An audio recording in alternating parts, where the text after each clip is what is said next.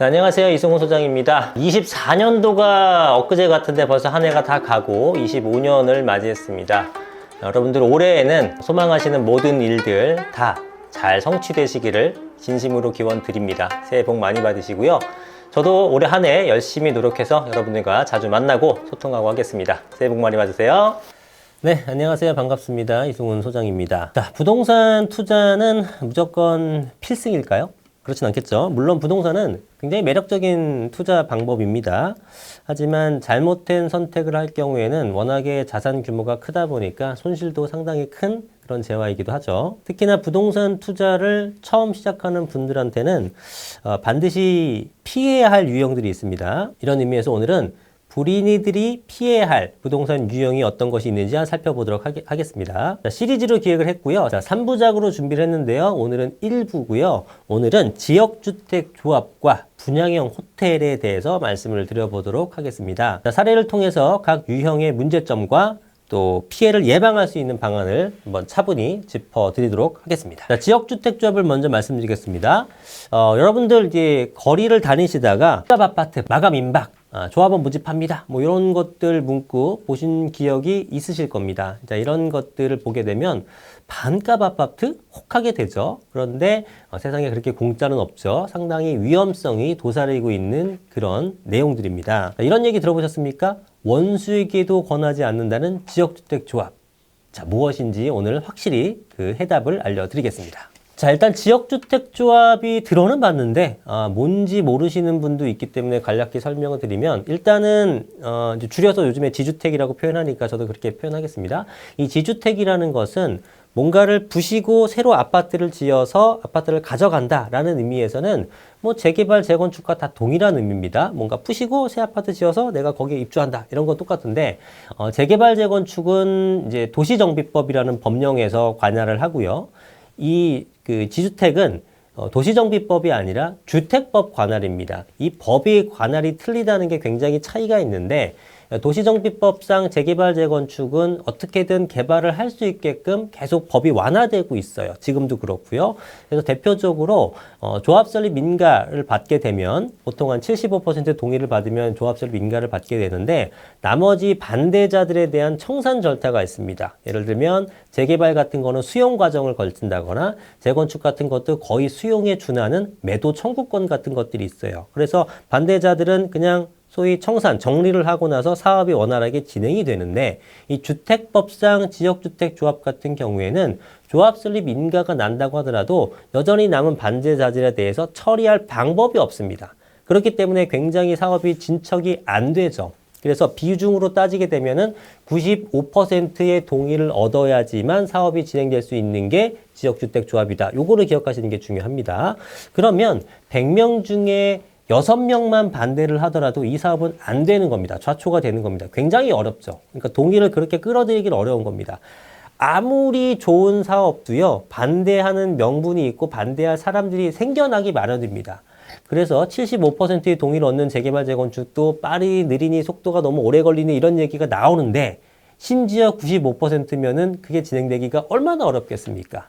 그래서 성공 사례가 없는 것은 아니지만 확률적으로 성공하기가 대단히 어려운 게 지역주택 조합이기 때문에 여러분들의 관심을 갖지 말아야 되는 부동산 유형이라고 말씀을 드리는 겁니다. 자, 그리고 지주택을 이제 시행하는 분들은 초기에 조합원을 모집해요. 그러면 어떤 토지를, 어떤 구역을 가지고 여러분들한테 돈을 받아서요. 조합원을 모집하면 조합원 비용을 나게 되는데 그 비용을 가지고 토지를 매입하는 과정을 거치게 됩니다. 그러면 지역주택조합을 추진하는 그 추진 세력들은 자기네들 돈도 안 들고 여러분들한테도 돈을 받아서 땅을 사가지고 시행을 하는 거예요. 그렇게 해서 성공적이면 돈을 왕창 벌고 실패하더라도 본인들은 손해보는 게 없어요. 손해보는 것들은 다 여러분들이죠. 그래서 조심해야 되고요.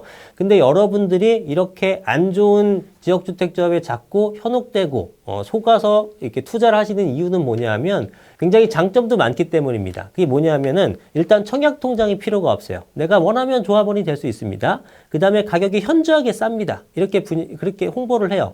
예, 그런데 이렇게 가격이 저렴한 것도 사실 나중에 가게 되면 다 맞지가 않습니다. 일사천리로 진행됐을 때의 금액을 설정한 건데 여러 가지 문제점이 있기 때문에 그렇게 될 확률이 대단히 낮다 그랬죠. 그러다 보니까 점점점 가격이 올라가서 안 된 케이스도 많고 된다고 하더라도 난 저렴하게 산 것도 아니네 라거나 혹은 시세보다 더 비싸게 사는 케이스도 빈번합니다.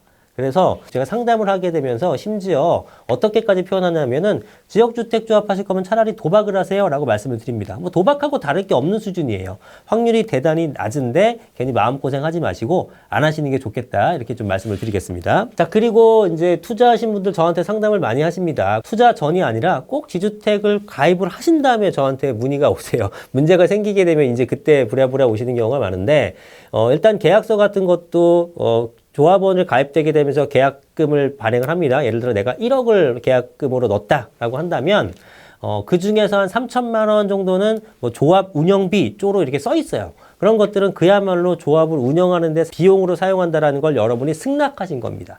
그래서 나중에 재판을 가져갖고 다시 돌려내라 얘 사기꾼들이다 라고 하면서 승소 판결문을 받았다고 하더라도 그 조합 비용에 관련된 돈은 못 받을 확률이 대단히 높고요. 나머지 7천만 원에 대해서도 만약에 승소 판결문을 받아서 돈을 내놔라 라고 하더라도 거의 못 받습니다. 일단 이 사람들은 없죠. 실제로 도망가서 없을 확률이 높고 잡았다고 하더라도 뭐 배째랍니다. 돈이 실제로 없어요. 그렇기 때문에 여러분이 법적인 어떤 부분을 완비를 했다고 하더라도 나중에 돈을 받는 케이스는 극히 드물기 때문에 저의 조언은 처음부터 지주택은 아예 하지 말아라. 혹은 만약에 지주택을 투자하고 싶다면은 아까 말씀드렸던 사업시행 인가 나는 시점 95% 동의를 얻으면 사업시행 인가를 받거든요. 그거는 안전한 겁니다. 그렇게 리스크를 완전히 해지한 거 외에는 지주택은 진행될 확률이 굉장히 어렵다라는 겁니다. 또 이런 케이스도 있어요. 지금 동의율이 90%라고 하니까 좀 있으면 되지 않을까요? 라고 말씀하신 분도 있는데 저의 조언은 그것도 하지 말아입니다. 자, 왜냐면은 90%면 5%만 더 달성하면 되겠네라고 생각할지 모르겠지만 100명 중에 90명이 동의할 때까지 반대하는 그 10명은 정말 강성 반대자들입니다. 이 강성 반대자들 10명 중에 그 중에 또 절반을 찬성으로 돌린다? 매우 어렵습니다. 두 번째는 분양형 호텔입니다. 몇 년 전까지만 해도 플랜카드가 굉장히 많이 붙어 있었던 거를 여러분도 보셨을 텐데요.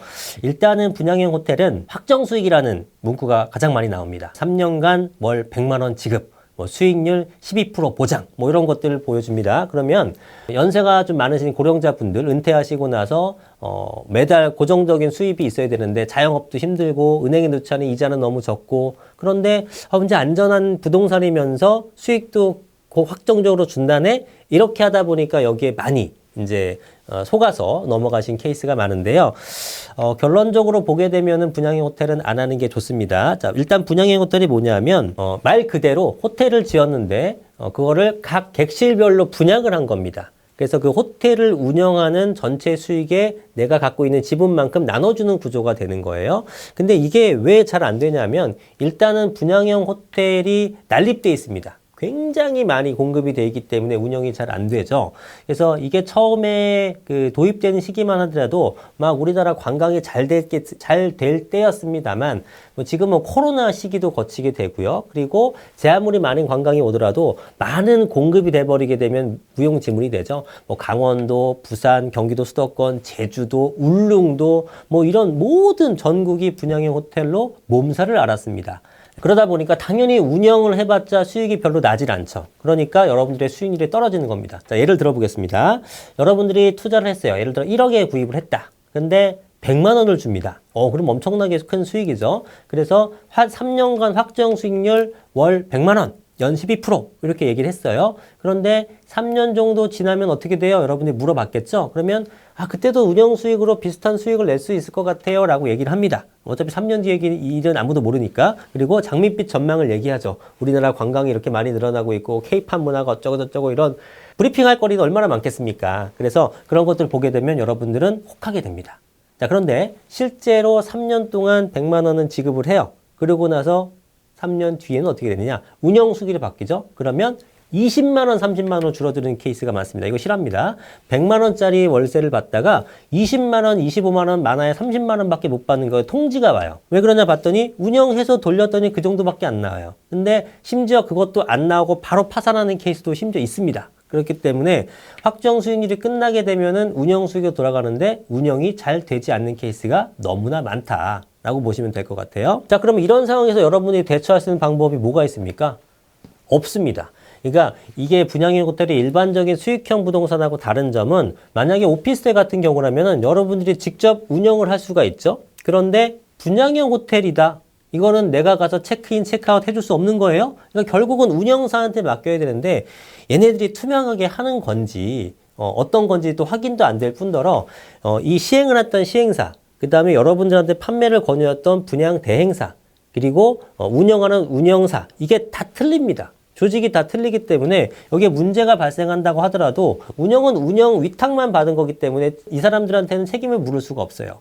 그래서 여러분들은 나중에 문제가 생긴 걸 깨닫게 되더라도 나한테 이런 피해를 준 가해자를 찾을 수가 없게 되는 겁니다. 결국은 고스란히 손해는 내가 입게 되는 그런 구조가 되는 거죠. 그래서 문제는 뭐냐, 이 분양형 호텔이 과잉 공급됐다라는 점 하나, 그 다음에 수익률이 떨어졌을 때 내가 대처할 방안이 없다라는 거, 내가 직접 운영할 수 없기 때문에 이런 문제들 때문에 여러분들은 분양형 호텔에 투자를 하지 않는 것이 좋겠습니다. 자, 그리고 제 실사를 말씀드리게 되면 울릉도 쪽에 있는 호텔이었어요. 근데 울릉도는 이런 호텔이 적으니까 우리 호텔이 굉장히 많은 수익을 낼 것이다. 솔깃하죠. 그리고 5년 뒤에 재환매, 다시 우리가 사주겠다. 이런 조건도 거는 데도 있습니다. 그러면 대단히 안전한 거 아니야? 라고 생각하실지 모르겠지만 저는 그래도 불안합니다. 만약에 5년 뒤에 이 시행사가 그냥 없어져 버리면은 어떻게 됩니까? 여러분들을 또 찾을 방법이 없게 되는 겁니다. 그래서 여러분들은 이런 형태의 분양 호텔을 아예 신경을 안 쓰고 관심을 두지 않는 것이 기본적으로 가장 좋고요. 만약에 이런 형태의 수익형을 구입하고 싶다면은 지금 운영이 아주 잘 되는 곳, 그래서 굉장히 관광객들이 많이 몰려드는 곳이면서도 공급이 많지 않아 갖고 수익이 잘 되는 것, 이런 것 위주로 구입하시면 되겠고, 그렇지 않고 신규로 분양하는 분양형 호텔에 대해서는 여러분들이 안 하시는 게 좋겠다라고 이제 말씀을 드리겠습니다. 자, 오늘은 불인이들이 실제로 관심을 갖지 않으셨으면 하는 부동산 유형, 지역주택조합과 분양형 호텔에 대해서 말씀을 드렸습니다. 실제로 이 같은 투자를 하셔갖고 손해를 본 분들이 아마 여러분들 주위에도 굉장히 많을 겁니다. 제 주변에도 정말 부지기수로 많거든요. 그래서 여러분들도 꼭 주의하시길 바라겠고요. 자, 앞으로도 저희는 불인이들이 절대 관심 갖지 말아야 할 이런 유형에 대한 시리즈를 3부작으로 진행 중에 있습니다. 오늘 1부가 끝났고요. 다음에 2부, 3부도 한번 기대를 해주시고, 앞으로도 여러분들이 현명한 투자를 하면서 부동산 투자를 할 수 있도록 제가 길잡이가 되도록 하겠습니다. 앞으로도 많은 관심 부탁드리겠습니다. 구독과 좋아요 눌러주시고 또 다른 영상으로 찾아뵙도록 하겠습니다. 감사합니다.